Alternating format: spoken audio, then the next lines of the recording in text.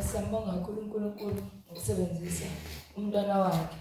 Ingakho ethi lapha kuDavid before agcotshwe akabukanga ubukhulu nobude bobude bakhe. Kepha okuhle ngoThixo obuka inhliziyo ijule ukuthi we thank God for ukuthi even young people still do izinto zaNkulunkulu. Siyambonga uNkulunkulu ngalokho asingabazi ukuthi nathina esibancane uNkulunkulu uyasithanda, uNkulunkulu uyafisa ukuba singadembeseli ukwenza umsebenzi wakhe.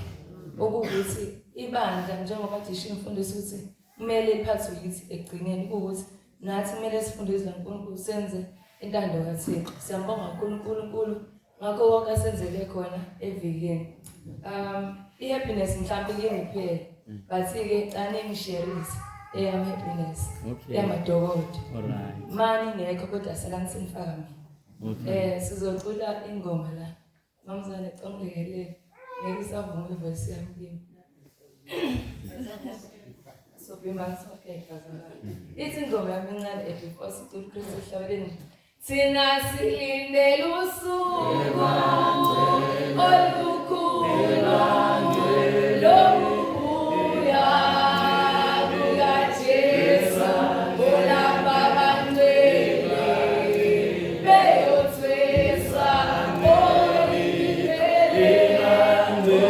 haleluya awuyeni nokozo yowasanda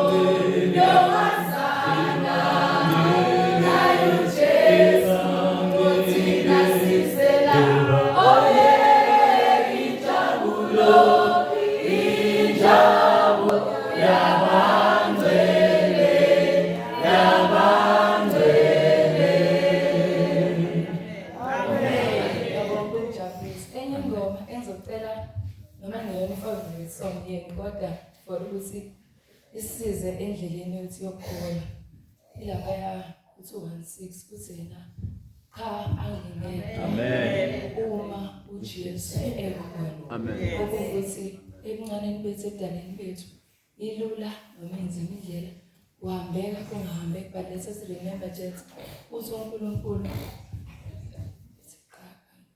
angisiboze ngikushiye besathena kodwa besathena uThixo kukho konke nginawe ukuthi bazalwane uNkulunkulu uyasithanda.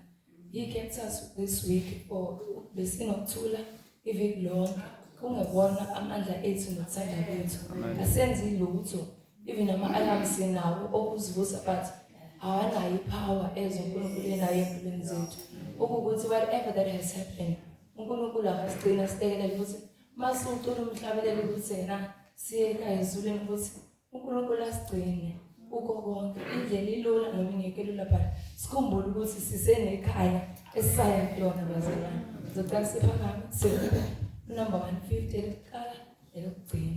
Amen.